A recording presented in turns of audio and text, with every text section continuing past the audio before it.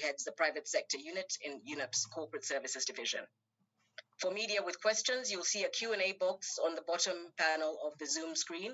Please submit your questions in writing in this box. And in fact, you can start to send them now, as many of you will already have received the materials under embargo. Please ensure you specify your name and the media house you represent when you ask a question.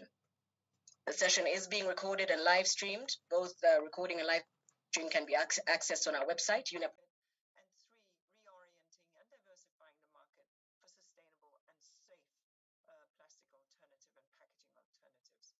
And the third point of the report is that we need to take a full life cycle approach to plastics. One, by which I mean rethinking every stage from the design of production and systems to plastic production through use, through recovery and disposal. The redesign of packaging and systems and products is crucial. Chemical engineers and manufacturers have to get creative, both on the product and on the packaging, instead of defaulting to plastics when designing products. And finally, we need to ensure the safe disposal of whatever is not designed to be circular, and to deal with the significant legacy plastic that is still hitting our shores and in our environment. This is difficult, we know. I speak to you from Kenya, which is one of the more than 30 countries in Africa to have banned single-use plastic bags. This was brave back when it was done. But we know that going circular is complicated and challenging, and we know that poverty and access remain critical barriers to overcome. We need innovation from manufacturers, from importers, from exporters, and from governments to make this possible. If the global community can deliver, plastic pollution could fall by 80% by 2040, and that would dramatically reduce social, environmental, human health, and infrastructure costs, and cut greenhouse gas emissions, and create up to 700,000 jobs, mainly in the global south. We at UNEP are asking everyone to get involved in the just transition to a new plastics economy, which will improve livelihoods for millions of workers in the informal setting. Governments can deliver a strong deal to end plastic pollution. Businesses can show innovation and commitment to move away from virgin plastics, starting immediately. They don't have to wait for the deal to be finalized. The finance sector can put its capital behind this transformation. International financial institutions and other large investors need to move significant investments towards solid waste management and collection systems, which must include recycling and organics separation. Creative chemical engineers must take a hard look at product design and weed out harmful chemicals and plastics. And citizens can use their voices, their votes, and their wallets in this regard. Plastic can continue to bring huge benefits to humanity, but only if we completely rethink the systems to keep it circulating in the economy and out of the natural world. The science is clear. We must turn off the plastic tap on plastic pollution. Thank you. Thank you very much, Ms. Anderson. And thanks to the colleagues who are already sending questions in. Please feel free to carry on then sending them in through that Q&A box. We'll immediately go into the presentation of the findings, which is going to be done by Ms. Sheila Agarwal Khan, who directs UNEP's Industry and Economy Division. Over to you. Thank you.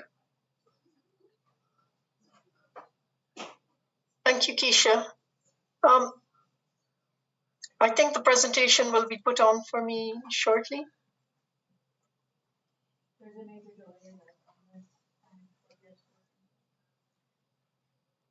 Good, so thank you. So why did we decide on having a report on plastics at this point? Let me just first start by saying, there is, as you know, a global agreement under negotiation, but our analysis was to come more from a technical standpoint, to understand from UNEP's own analysis with partners what is needed to be able to stop plastic pollution. We worked with quite a few important players, University of Portsmouth, Systemic. We engaged with many different academic institutions, NGOs, other partners who are working in this space to understand what are the issues that they're facing and what are the potential solutions that are actually right now being tested by many different companies and by governments across the globe. And this analysis comes not necessarily, as part of the negotiation process, but as UNEP's input to be able to say, here is the possible changes that could happen to stop plastic pollution. Of course, at the end of the day, member states will take their own decisions, but here is a piece of work that has a solid technical analysis behind it. So right now, what do we have? We have a linear economy for plastics. You produce the plastics, they get used, the products get used, and then it normally becomes waste. And much of that waste is not even recyclable in today's economy.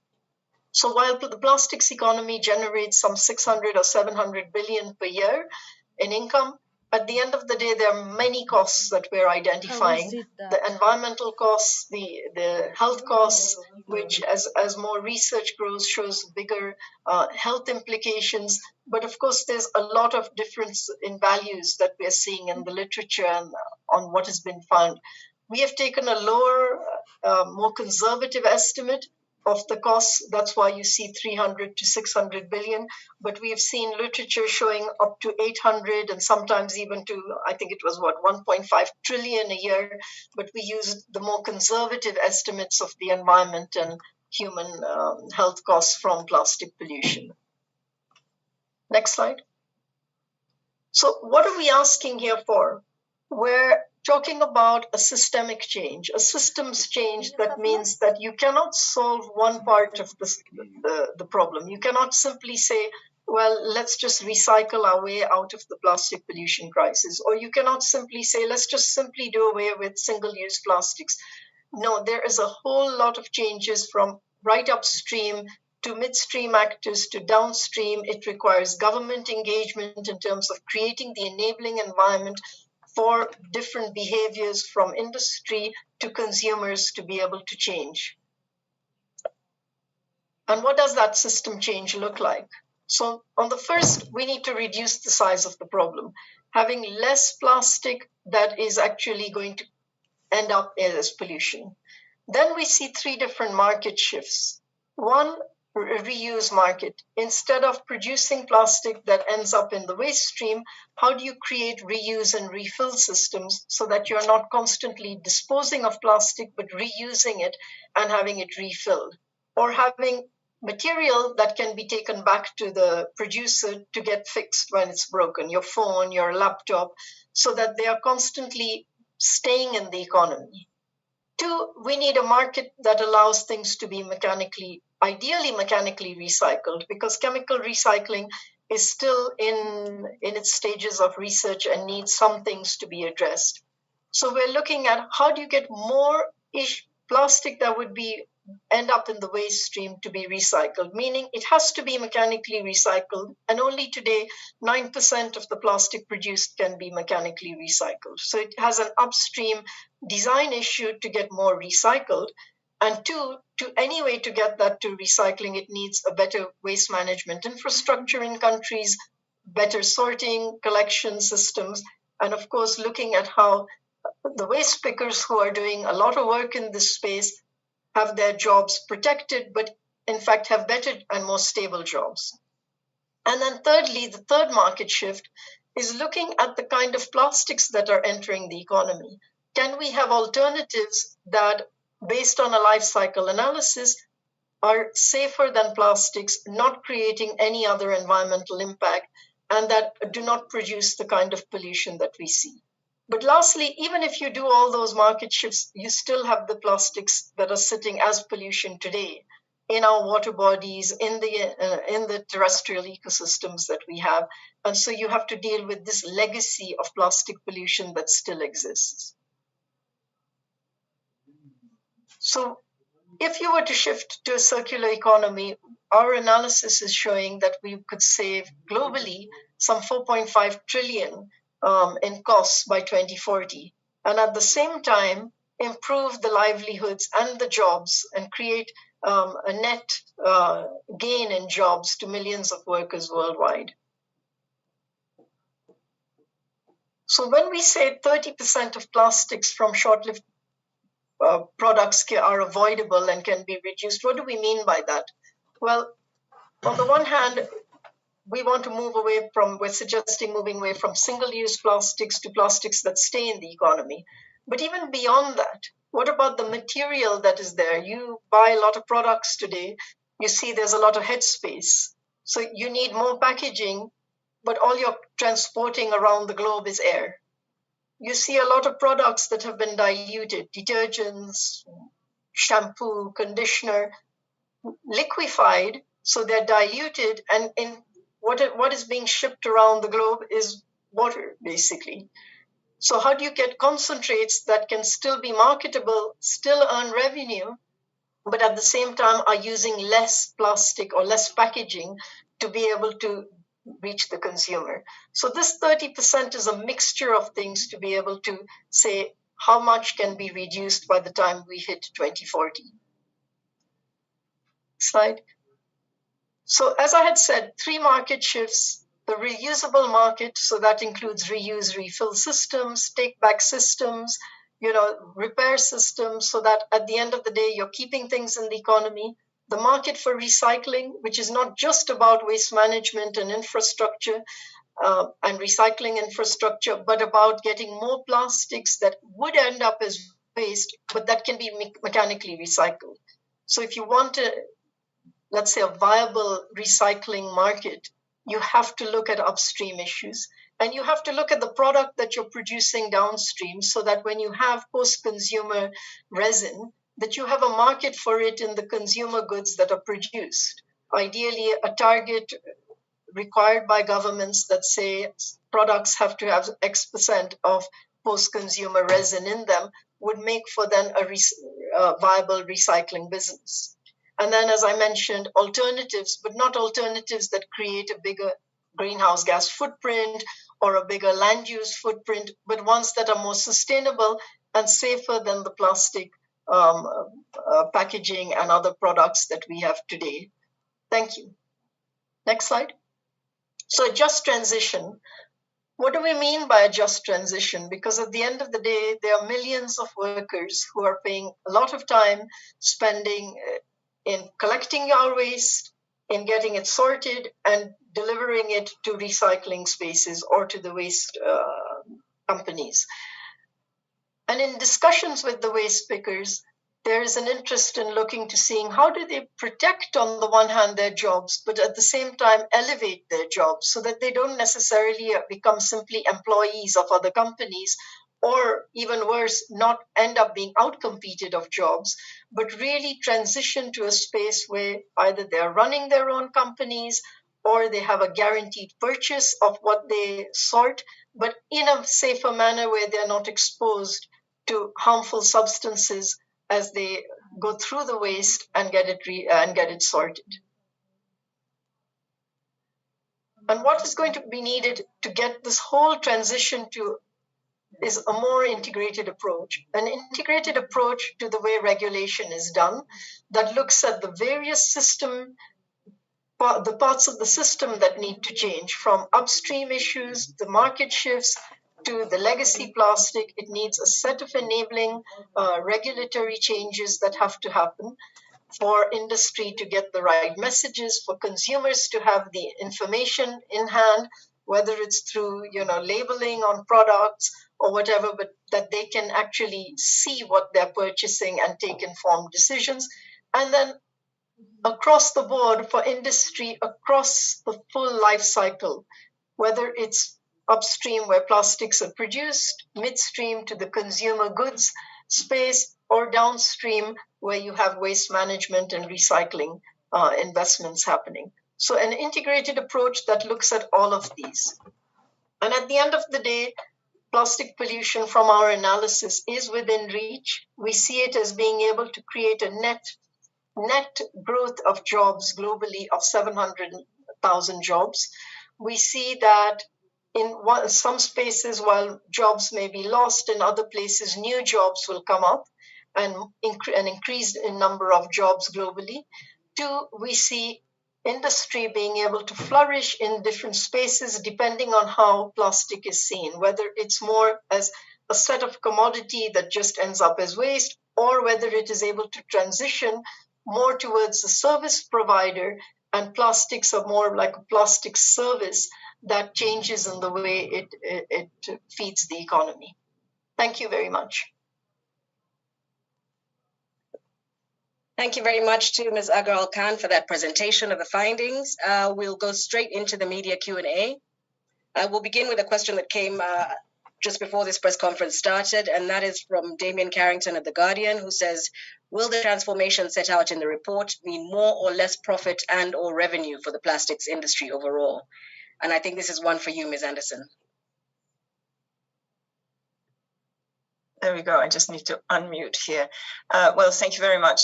So this is obviously not an economic assessment of profit and loss to the plastic industry. It doesn't seek to assess, this report doesn't seek to assess profits and impacts for the plastic industry. But what it does say is that the systems change that are outlined will mean that the production of virgin plastics would grow less, i.e. would shrink, but that if we get the circularity that as well as the reduction, as well as the alternatives that the report speaks to, in fact, that there is potential here. And the revenues and the profits from the plastic industry could still grow if they embrace a new and different way of working. For example, the virgin plastic pellets that are produced today will still be in production, but they will be having a much higher content of recycled content. And of course, we would need to also be clear about what kind of chemicals are in the mix, and these chemicals will need to be declared and taken out so that we can have an easier recycling. But truthfully, there are some real opportunities here. We heard Dr. Agrawal Khan just now speak to the opportunities for rethinking the very product that we are delivering. We are liquefying everything that doesn't need to be liquefied, and chemical industrial engineers need to rethink about the product, not only the packaging, but the actual product, so that it can be delivered in non-liquid form. And we're already seeing that happening, but I think we need to have companies lean in on this in this regard. The real cost savings that we are seeing is, of course, related to less production, but also to producing in a much more responsible way, thereby having all these externalities that today are not necessarily felt by the industry, but is felt by that tourism operator, is felt by that fishing vessel that has to sort out all the plastic, etc., that those externalities are not there hitting the economy in the broader sense. Thank you. Thank you very much, Ms. Anderson. So we'll move straight on to our second question, which is I'm going to combine a batch of three questions which have been coming from Liang Lei at Ecobusiness, Benjamin Legendre at AFP, and David Renke at the German press agency, and they relate to the 80% figure. So how did the 80% reduction figure in plastic pollution come about? Benjamin asks, can you be precise about what it refers to which absolute figure is this percentage applied? And also, finally, the three market shifts added represent 87%. So what happens to the remaining 13%? David Renke also asked the same thing. I think I will ask Ms. Agrawal Khan and our colleague Yoransh Miller-Canals to respond. Thank you. So thank you. So at the end of the day, the three market shifts are not going to solve the problem. They're going to solve a bulk of the problem, because they're going to say you have a different market to be able to either keep plastics in the economy or to recycle it safely and get it, off, let's say, the landfills or the dump sites, or to get it off getting into our water bodies. But it's not going to solve the full scale of the problem. And that's why we suggest two things. One is reduce the scale of the problem, the size of the problem. How do you get less plastics produced that are single use? I mean, what is it? I think it's 90% of the plastics that get used once in terms of packaging and get dumped in the ocean, or into end up actually in a dump site somewhere. So the second issue is we have legacy plastics. today you walk anywhere, you go to the beach, you probably even just look in your backyard if you're digging up in your garden, and you'll find a small piece of plastic in there. So there is a lot of legacy plastic that is sitting in different parts of the environment, and that is degrading slowly into micro and nanoplastics. And that is what the level of plastic that researchers are finding in human bodies. So ultimately, between the air and water bodies, what food we ingest, what water we take in, it's coming into the human body. And so the 80% that is solvable through the market shifts doesn't deal with these kind of issues, which are where the plastics are still staying in the environment.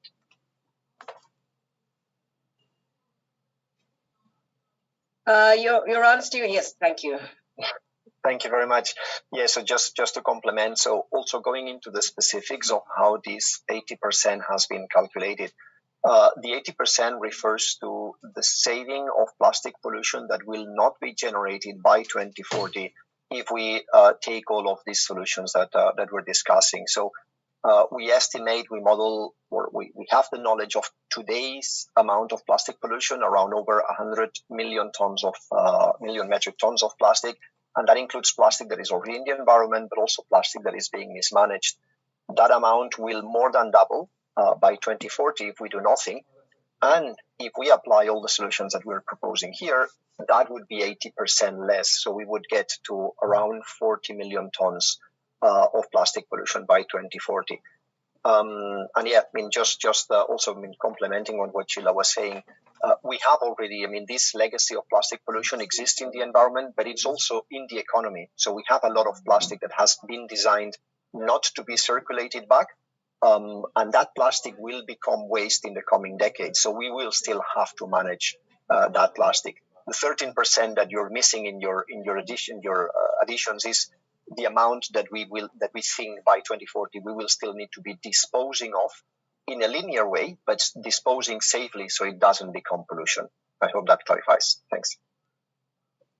Thank you very much. We'll move on to the next question, which is from James Bruggers at Inside Climate News. And it says, what role at this point do you see chemical recycling playing in any environmental agreement to control plastic waste, and why? Do you see chemical recycling as a circular plastic option? I think that is going to be for Ms. Anderson, and perhaps Ms. Agarwal can complement. Well, I mean, obviously, we want to talk about recycling, and mechanical, as you heard from Dr. Agrawal Khan, is clearly the priority because there is a huge carbon footprint on chemical recycling. And a good number of the chemical recycling today actually doesn't recycle. It becomes de facto making it into very dirty fuels that can be burned off. And that is obviously not the way we want to go with climate change nor with pollution. There is also a justice dimension that we need to be aware of. Many of these chemical recycling factories and places are actually on we see a degree of environmental, where they are placed, have environmental effects on the poorest and those who have the least voice in society. Now, notwithstanding that, we are aware, of course, that you can only mechanically recycle 7-8 times, and thereafter you do need to think about how you will recycle. But we need to then be sure that kind of energy that we're using, the kind of chemicals that we're using, that we're very, very careful about that footprint. So it is not the panacea, and we need to be careful about touting that as the sole solution. It will be presumably part of the mix, but with a number of guardrails around it, which we need to be very mindful of from an environmental point of view and from an environmental justice point of view. Thank you. Dr. Agarwal Khan, would you like to supplement? Yeah, I would maybe just add, in addition to the carbon footprint and a potential pollution footprint, depending on the kind of additives that might have been used in the plastics that reach the chemical recycling facility, another big issue to consider is the cost. So in our engagement with a lot of different actors who have been interested in the space, they're worried about whether the cost will be manageable enough to be able to generate enough of a revenue. So of course, you need to then have a large volume of plastics to be able to have a profitable business. And because the cost seems quite high, I think still there is, the industry is saying to us that they need to still do a lot more research to address all the issues of cost, carbon footprint, and the potential pollution risk that could come from that. So until that research is done and the industry has innovated further, there's a bit of a challenge there on the chemical recycling side. Thank you very much. We will move on to our next question, which comes from David Renke at the German Press Agency. And it says, in your report, you estimate that up to $143 billion, in cost for marine ecosystem services due to damage by plastic pollution. Can you give some examples of how plastic pollution is affecting these services? I think that we'll ask Mr. Stephen Stone to come in to respond to that. Thank you. Thank you, Keisha. So I want to say first off that the 143 billion is actually the upper bound estimate. If you look at the report, you'll see there's also a lower bound estimate of 70 billion per year, and that's the one we use in the report to calculate our figures. There's a range because in the literature, you get a wide range of estimates, and typically what we've done, as Sheila said, is we go for the lower bound estimate. I wanted to mention what's inside of that. Well, there's impacts on coastal tourism, particularly foregone revenues that are lost because of plastic pollution. There are impacts on the fisheries themselves because of sea gear, ghost gear, and vessels that need to be repaired because of the plastic pollution. There's also productivity losses to the ecosystems themselves. So there's a wide range of impacts on the marine ecosystems that are generated by plastic pollution and are causing these economic losses. Thank you. Thank you very much, Mr. Stone. We'll move on to our next question, which comes from Steve Tollekin, Plastics News, who asks, to achieve the goals in this report, can you speak to the key challenges to overcome or the top priorities in the upcoming Paris round of talks to move the treaty discussions forward? I think I'll give this to you, Ms. Anderson. Thank you. Of course, the talks will be determined by those who talk, i.e. the negotiators, and not by UNEP. But what I can say is clearly that what we are finding within these talks is that, frankly, everyone is coming to the table seized with finding a solution. There is a tremendous amount of goodwill on the side of every single country that is turning up to these talks. There may be different on-ramps to the solutions, and I'll get to them in a moment, but it is important to say that every country that suffers from plastic pollution, every voter, every community, we just heard from my colleague Stephen Stone, every fishing community, every tourism operator, every infrastructure operator for hydropower, etc., is aware of this problem and therefore wants to find a solution. There is a massive push by electorate and by community groups to find solutions. And on the whole, we're finding that business is trying to grapple with this in the best way. So what then is it? I think the solutions will vary depending on where we are. We speak to you from Kenya. Kenya is a lower middle income country, and we are surrounded by other countries that are poorer than Kenya. And here the affordability, the ability to afford things means that you can't buy in bulk. So you're going to buy in smaller sachets. Often they will be double lined with metal as well as plastic. Very difficult, if not impossible, to recycle. There's poor collection in many countries in the global south, which is why I called in my statement on massive investment by IFIs on the infrastructure, solid waste management infrastructure, collection systems, etc.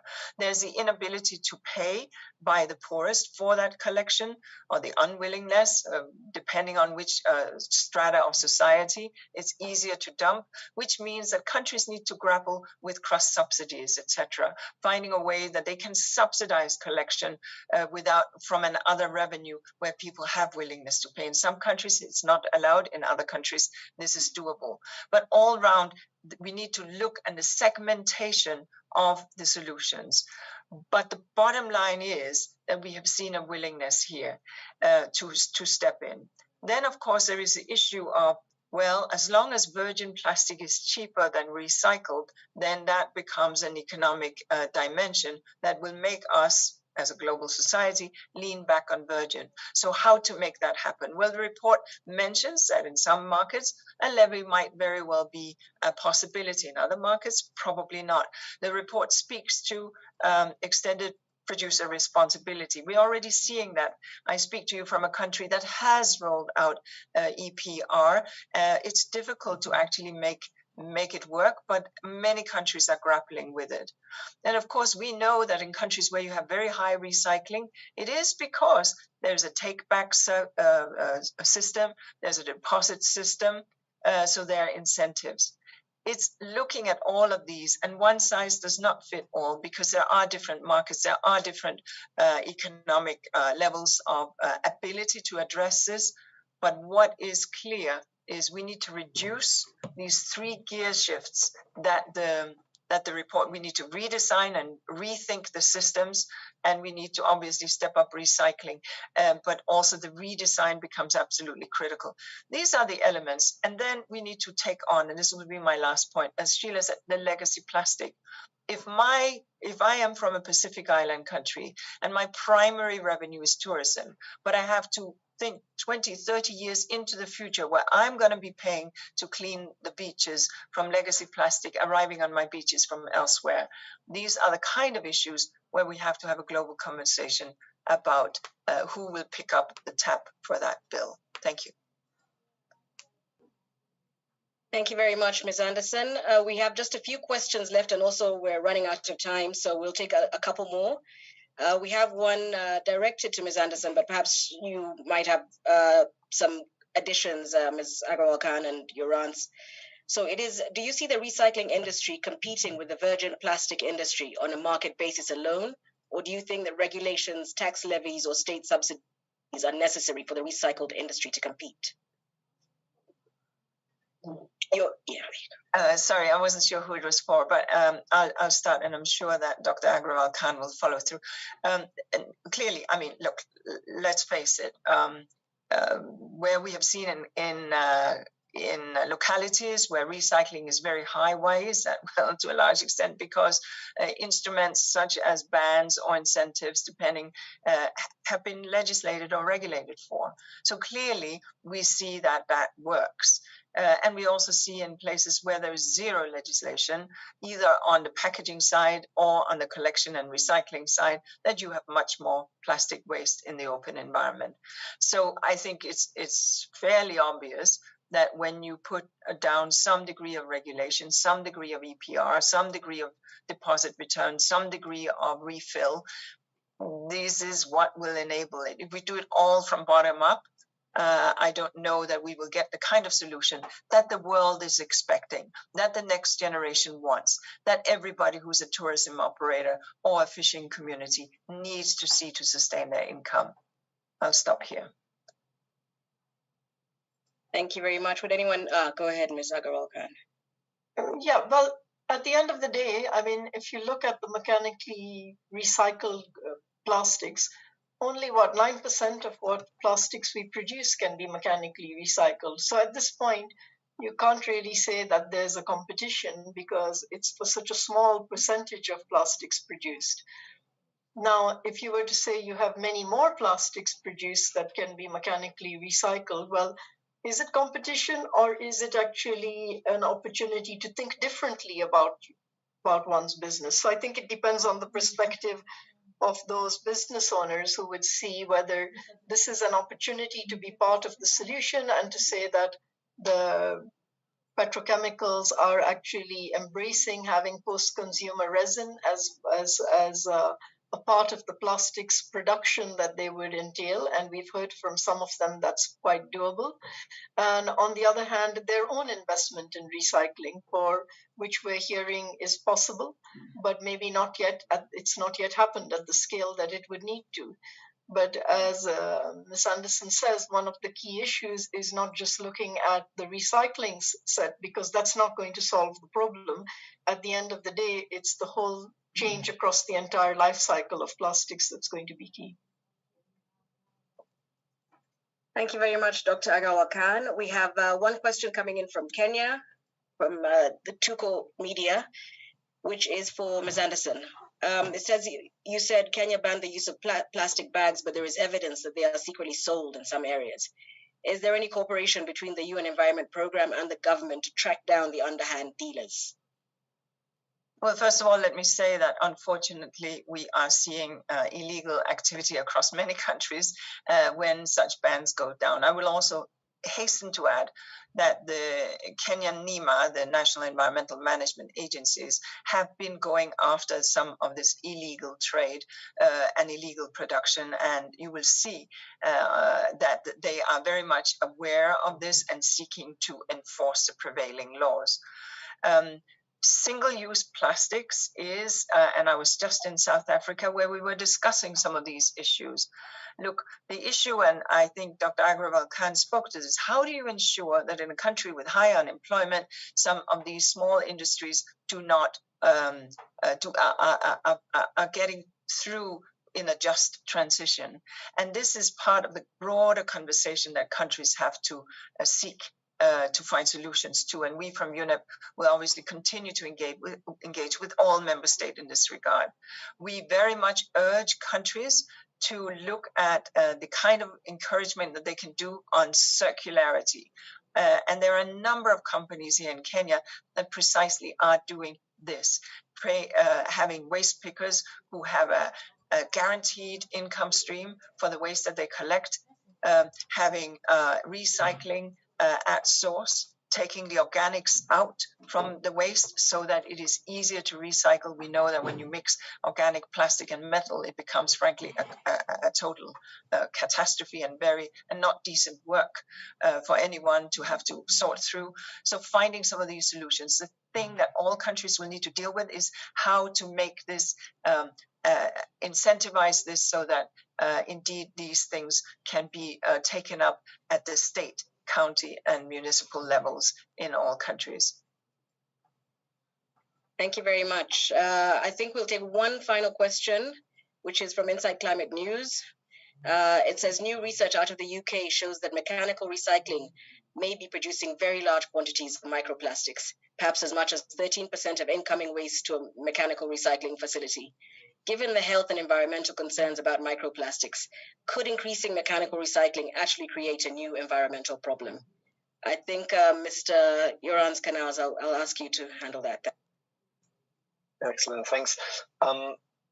Certainly, I think it's been already said, mechanical recycling is probably the best that we have, even if it's not perfect.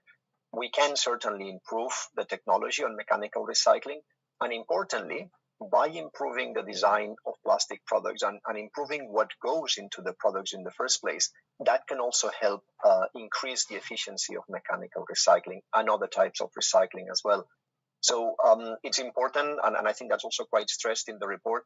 We need the standards on which type of products, which type of polymers, which chemicals as well go into these polymers, and also standards for waste management technologies, including on recycling. And on that, we can improve. But the option of, well, this is substandard, we cannot use it. We cannot use mechanical recycling as a solution. That certainly would generate more problems than the solutions. So I hope that clarifies a bit. Thank you very much. Ms. Anderson, would you like to add something? Just on the issue of microplastics, and since many of our journalists may be from the global north, to have a clear understanding that other microplastics are much more frequent in the environment, and those are from textiles, poly-based fibers. Those are from tires of vehicles, which have a large percentage of plastic content, and those are from road markings. So that we need to find solutions. We need road markings, we need tires on our cars, and we need to wash our clothes, and we're probably not going to go away from technical clothing. So the point here is to be mindful of where these challenges are, including in the mechanical recycling space, and then think about innovations around this so that we can minimize the kind of micro and nanoplastics that end up in the open environment. And with that, I'll hand it back over to you, Keisha. Thank you very much. That brings us to the end of our press conference. I'd like to extend a big thank you to our panelists for their expertise and their knowledge, and to our media colleagues who I know, it's a hugely busy media agenda, so we're grateful that you made the time to join us for this. Have a great morning, afternoon, evening, everybody, and feel free to write to us if you need any questions answered. Thank you all. Bye-bye.